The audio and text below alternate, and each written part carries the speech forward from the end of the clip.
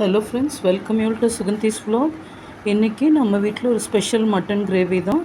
இதுக்கு நம்ம யூஸ் பண்ணுற பொருள் 1 table spoon oregano, 2 table spoon chilli flakes, கசகசா 1 டேபிள் ஸ்பூனு, சோம்பு 2 டேபிள் ஸ்பூன், சீரகம் 1 டேபிள் ஸ்பூன், ஸ்டார் அனஸு 2, மராட்டி மொகு, பட்டை 2, கிராம்பு வந்து புதினா கடியில் இருக்குது. ஸோ அது ஃபோக்கஸ் ஆக மாட்டேங்குது. இத்தனை ஃப்ரெஷ் புதினா லீஃபு, பின்ன இஞ்சி பூண்டு, இதெல்லாமோட நம்ம என்ன பண்ண போகிறோன்னா, அங்கே மட்டன் வந்து நல்லெண்ணெயில் போட்டு மஞ்சப்பொடியும் பெப்பரும் போட்டு வேக வச்சுருக்கேன். 1 டேபிள் ஸ்பூன் மஞ்சப்பொடி, நல்லா கல்லுப்பு கொஞ்சம் தேவையான அளவு டேஸ்ட்டுக்கு, பின்ன வந்து பெப்பர் பொடி. ஸோ ஃப்ரெண்ட்ஸ், இதில் கறி லீஃபு, மஞ்சப்பொடி, பெப்பரு, உப்பு, மட்டன் போட்டு வேக வச்சு வச்சுருக்கேங்க.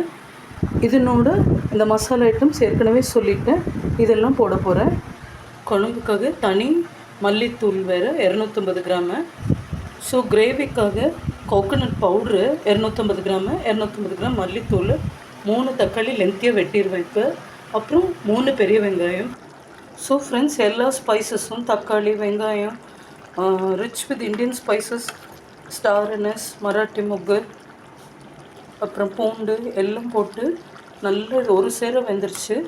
இப்போ இது கூட வந்து 200 கிராம் ட்ரை கோகோனட் பவுடரும் வறுத்து பொடி பண்ணி வச்சு மல்லித்தூளும் சேர்த்துருவேன். குழம்பு அவ்வளவுதான். ஸோ ஃப்ரெண்ட்ஸ், இந்த மாதிரி குழம்பு ரெடி ஆகிடுச்சு.